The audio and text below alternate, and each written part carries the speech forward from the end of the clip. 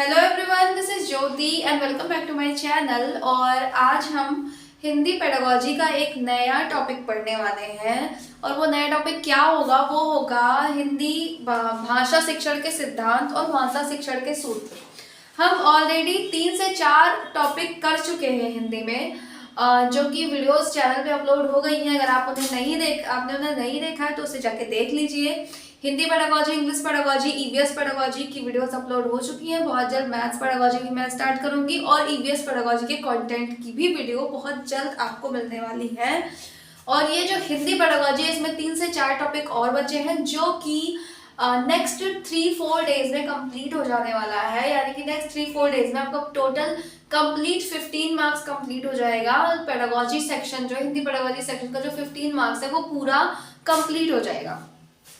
तो आज का जो टॉपिक है उसे हम स्टार्ट करते हैं। आज का टॉपिक है भाषा शिक्षण के सिद्धांत।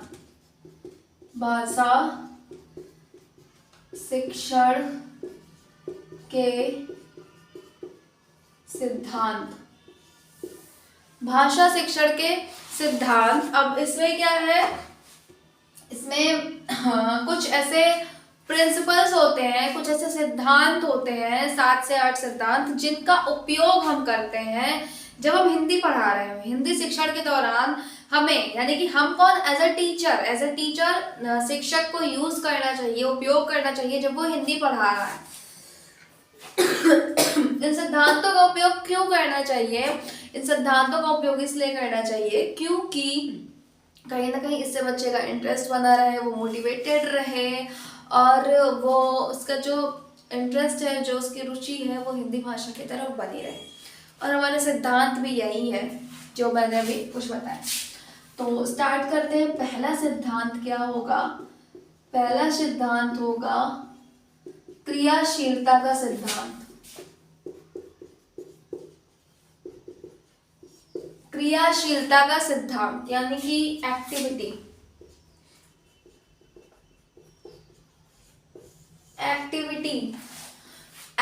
करके सीखना, यानी कि क्रियाशीलता, क्रिया के द्वारा एक्टिविटी करके सीखना। अब एक्टिविटी में क्या आ सकता है? जैसे कि करके सीखना, ठीक है, करके सीखना यानी कि लर्निंग बाय डूइंग।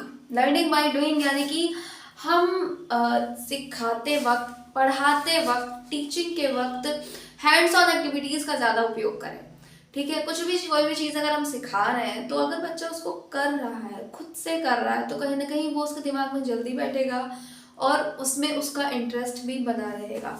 तो करके सीखना, अवलोकन करके सीखना।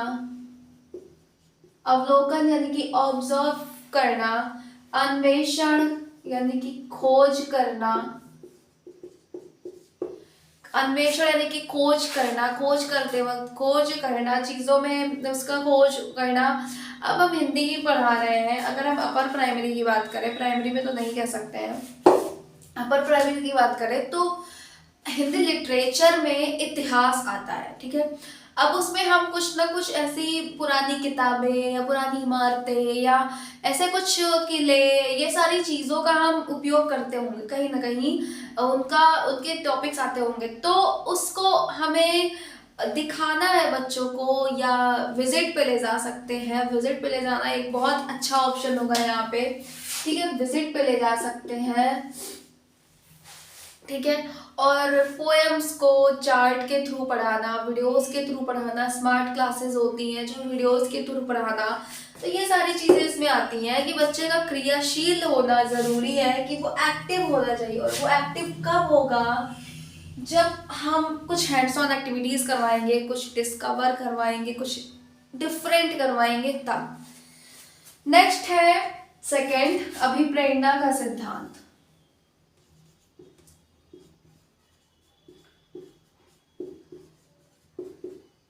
अभिप्रेरणा का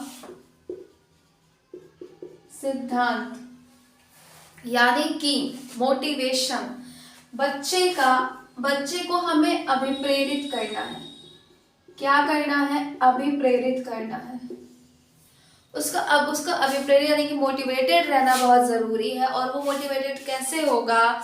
मोटिवेटेड ऐसे होगा कि हम कोई टॉपिक स्टार्ट कर रहे हैं तो हमने कुछ क्वेश्चंस किए, कहीं ना कहीं उनकी अटेंशन को हमें देखना है, उनकी अटेंशन को अपनी तरफ लाना है, ठीक है, अटेंशन को अपनी तरफ लाना, उनका जो ध्यान हो वो हमारी तरफ केंद्रित हो, वो हमारी बातों को सुने, ठीक है, उनका इंटरेस्ट आए। तो उनकी एक, जैसे क्लास में इंटर किया टीचर ने, अब सारे बच्चे कुछ कुछ एक्टिव है, कुछ बोर है, कुछ सो रहे हैं, कुछ बीमार है, कुछ है, तो एक पहुंचते ही टीचर को कुछ एक ऐसी एक्टिविटी करनी है या कुछ क्वेश्चन कर लिया या कुछ और हमने ऐसा कुछ प्रिपेयर किया था जो हमने किया क्लास स्टार्ट करने से पहले, तो इससे बच्चे क्या होंगे, वो अपनी जो उनकी एंशियस सिचुएशन है उससे वो बाहर निकलेंगे, ठीक है, वो क्रियाशील होंगे और उनका ध्यान आपकी तरफ आएगा। जब उनका ध्यान आपकी तरफ आएगा तो वो बच्चे बात को सुनेंगे, आप क्या कहना चाह रहे हैं उस बात को सुनेंगे। तो लेक्चर स्टार्ट करने से पहले उनको अभिप्रेरित करना बहुत ज़रूरी है। अगर हम ग्रामर पढ़ाने जा रहे हैं तो उसका मतलब ये नहीं कि हमने टॉपिक डाला और रूल्स लिखे और समझा दिया, नहीं, पहले उनको मोटिवेट करिए फिर पढ़ाइए, ठीक है। नंबर 3, रुचि का सिद्धांत।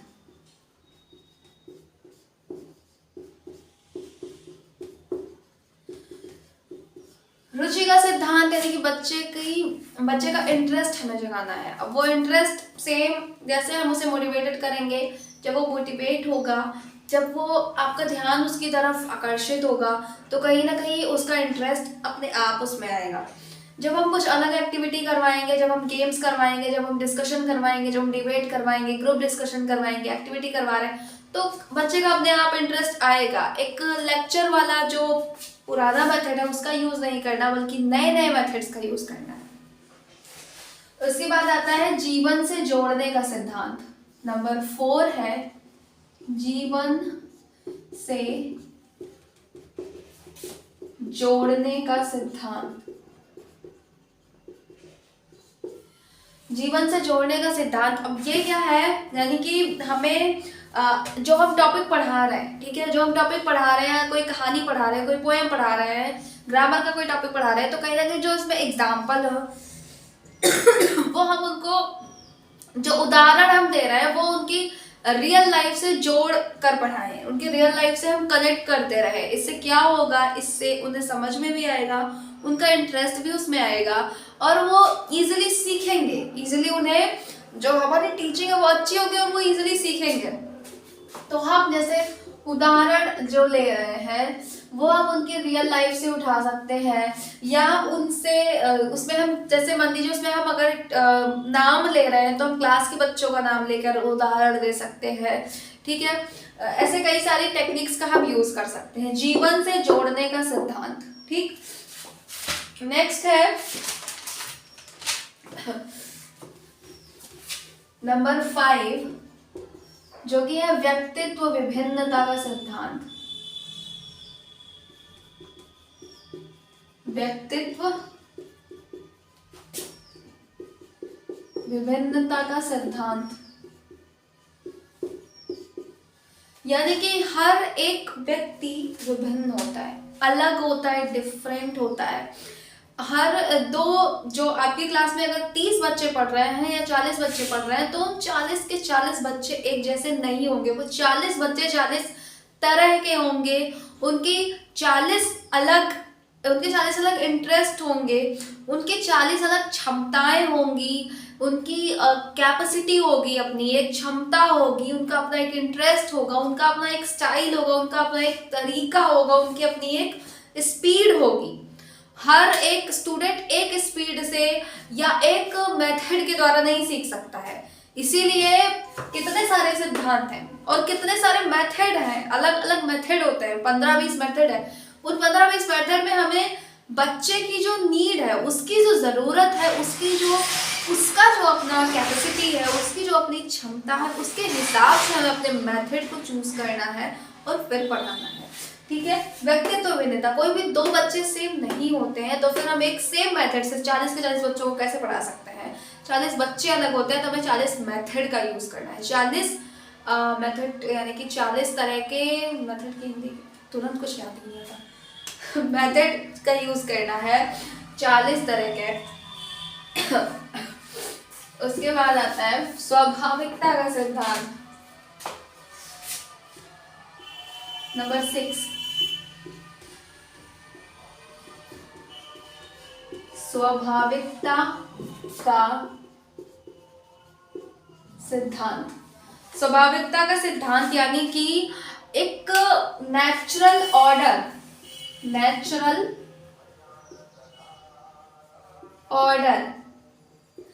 अभी मैंने आई थिंक भाषा कौशल का टॉपिक नहीं करवाया है, बट फिर भी भाषा जो होती है उसका, भाषा को सीखने का एक नेचुरल ऑर्डर होता है, कौशल होता है। और वो कौशल में क्या आता है? सुनना, ठीक है, बोलना, पढ़ना, उसके बाद आता है लिखना, ठीक है। ये 4 तरह के भाषा के कौशल होते हैं और ये इसी ऑर्डर में सीख पढ़ाना चाहिए, इसी ऑर्डर में सिखाना चाहिए। पहले सुनना, फिर बोलना, फिर पढ़ना और फिर लिखना। ये जिस ऑर्डर में लिखे हुए हैं इसी एक ऑर्डर में सिखाना चाहिए। ये इससे बच्चे जल्दी सीखेंगे और उन्हें कोई प्रॉब्लम ही नहीं आएगी। तो स्वाभाविकता का सिद्धांत क्या कहता है? नेचुरल ऑर्डर, यानी कि इसी ऑर्डर में, इसी एक नेचुरल ऑर्डर में जो हमारी टीचिंग है हिंदी की वो होनी चाहिए।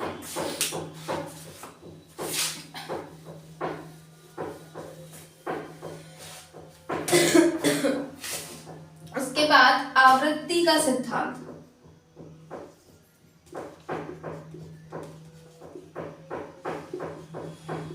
आवृत्ति का सिद्धांत, आवृत्ति का सिंपल मीनिंग हम समझ सकते हैं, रिपीटिशन, है ना। यानी कि जितना ज्यादा हम रिपीट करेंगे या रिवाइज करेंगे या प्रैक्टिस करेंगे उतने ही ज्यादा हम सीखेंगे चीज़ों को। तो कहीं ना कहीं जो हमारी टीचिंग है उसमें रिपीटिशन होना चाहिए, रिवाइज होना चाहिए। हम पुराना जो पढ़ा चुके हैं उसको भी खींच के लाएं, उसको भी एक्सप्लेन करें, 2 मिनट 3 मिनट ले, पुराने टॉपिक को एक्सप्लेन करें, कल की क्लास को एक बार एक्सप्लेन कर दे, फिर आज की क्लास स्टार्ट करें। ऐसे टेक्निक्स, ऐसे मेथड का हमें यूज़ करना चाहिए जिससे क्या हो कि जो पुरानी चीज़ें हैं वो गायब ना हो जाए, वो कहीं ना कहीं दिमाग में बनी रहे। तो रिपीटिशन होना चाहिए और इस रिपीटिशन से क्या होगा, जो ज्ञान है, जो उसने सीखा है वो स्थायी होगा। वो क्या होगा? स्थायी होगा, उसके माइंड में बैठेगा, ठीक है। तो आवृत्ति होनी चाहिए, रिपीटिशन होना चाहिए, प्रैक्टिस होनी चाहिए, रिवीजन होते रहना चाहिए। नंबर 8 है लोकतांत्रिक मूल्यों का सिद्धांत।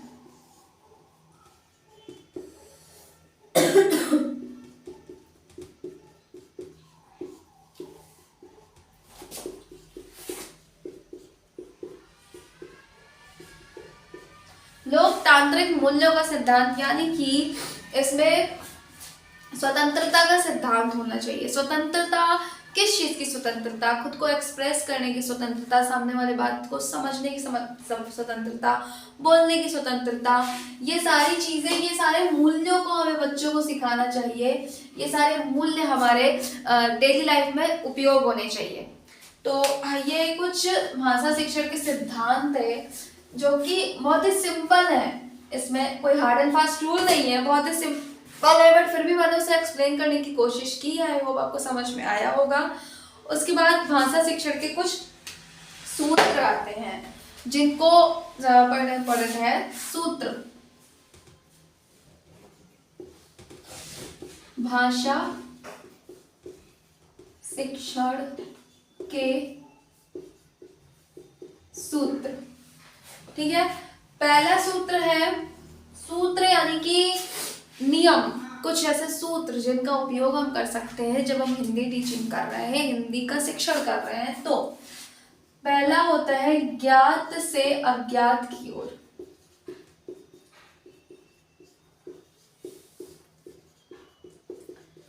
पढ़ के ही समझ में आ रहा होगा कि ये सूत्र क्या है। ज्ञात से अज्ञात की ओर यानी कि बच्चे को जो नॉलेज है वो उसका ज्ञात है, जो उसकी नॉलेज है, जिस चीज के बारे में उसे पता है, उससे, उसकी मदद से, उसके बेस से, उसके आधार से हम उसे जो नहीं पता, जो उसका अज्ञात ज्ञान है, वो हम दे सकते हैं।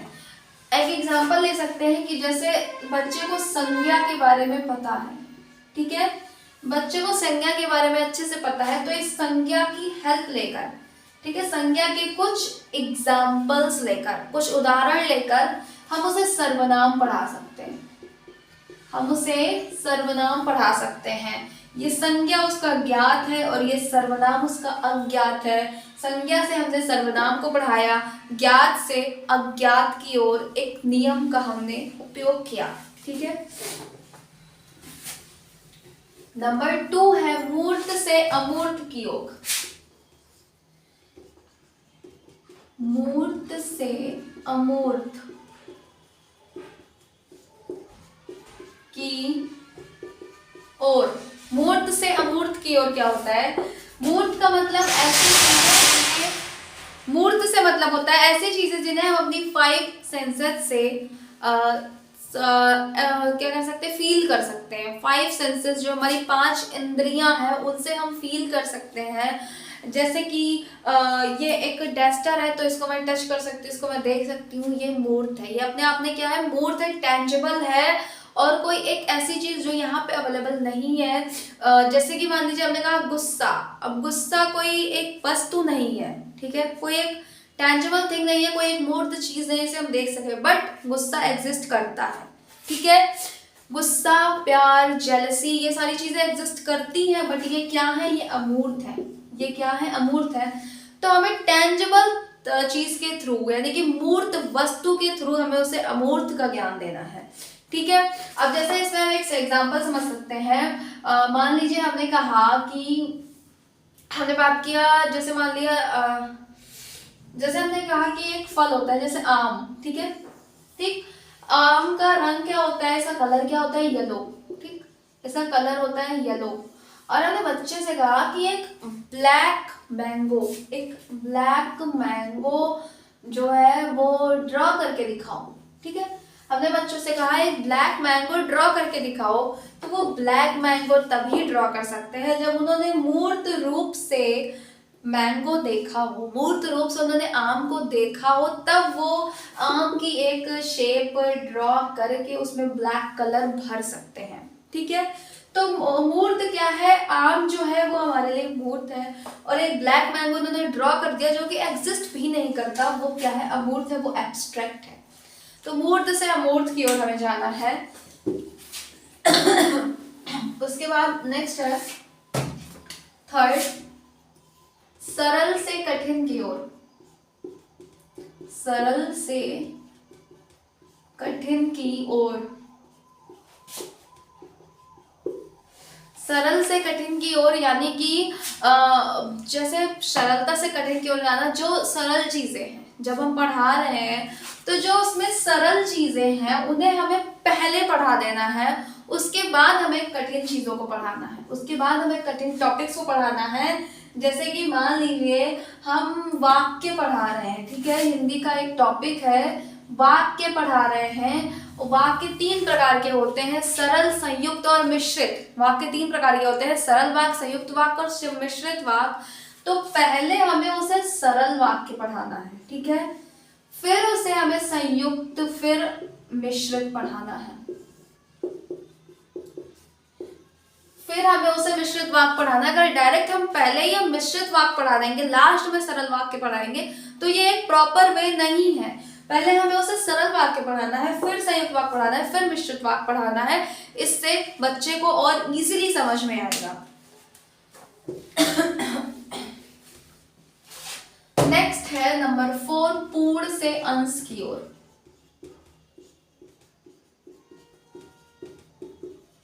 अंश की ओर, ठीक। पूर्ण से अंश की ओर में क्या होगा कि जैसे कोई सेंटेंस हमने यहाँ पे लिखा, जैसे कि मान लीजिए हमने लिखा कि वह खाना खाता है। हमने एक सेंटेंस लिखा, अब हमने इसका पूर्ण रूप बता दिया, ठीक है, ये एक पूर्ण है अपने आप में, ये एक सेंटेंस, हमने इसका पूर्ण रूप बताया, फिर हमने इसके अंश को बताया, फिर हमने इसके अंश को बताया ये वह जो है ये क्या है, अपने आप में एक सर्वनाम है। ठीक, फिर हमने इसको बताया कि अपने आप में एक ऑब्जेक्ट है, ऑब्जेक्ट की हिंदी नहीं पता मुझे, और ये अपने आप में क्या है, क्रिया है। फिर हमने इसके अंश को डिफाइन किया, इसके पार्ट्स को डिफाइन किया कि ये सर्वनाम है, ये क्रिया है। तो ऐसे हमें पूर्ण से अंश की ओर बढ़ाना है।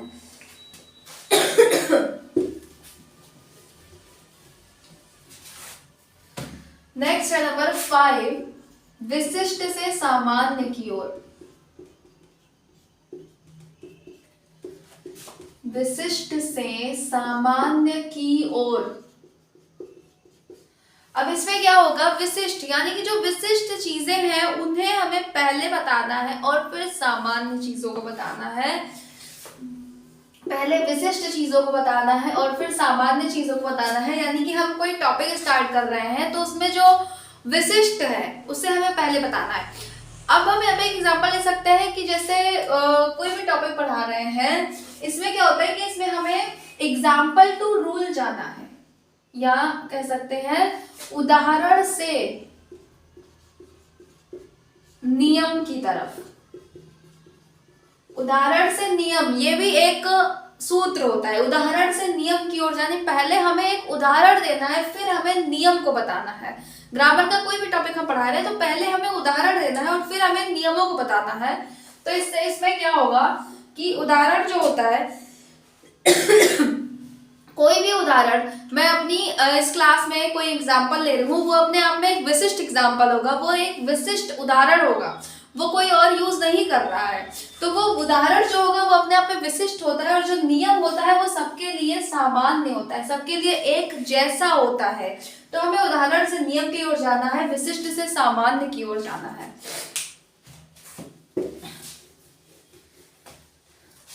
फिर है विश्लेषण से संश्लेषण, नंबर 7 होगा आई थिंक, हाँ या 6 हो सकता है। विश्लेषण से संश्लेषण की ओर। विश्लेषण से संश्लेषण की ओर यानी कि पहले हमें किसी टॉपिक को विश्लेषित करना है, उसे टुकड़ों में बांटना है, उसे अलग अलग पढ़ाना है। एक हमने यहाँ एक चीज को बताया, एक चीज यहाँ बताई, एक चीज यहाँ बताई, फिर हमने उसको इकट्ठा कर लिया, उसको गैदर कर लिया, संश्लेषण कर लिया। विश्लेषण से संश्लेषण की ओर जाके और हमें पढ़ाना है। तो ये कुछ भाषा शिक्षण के सूत्र थे और कुछ भाषा शिक्षण के सिद्धांत थे जो कि बहुत अपने आप में सिंपल है और उन्हें बहुत सिंपल तरीके से मैंने एक्सप्लेन करने की कोशिश की है। आई होप आपको समझ में आया होगा और यहीं पे हम इस वीडियो को खत्म करते हैं। Do like, subscribe and share. Thank you so much.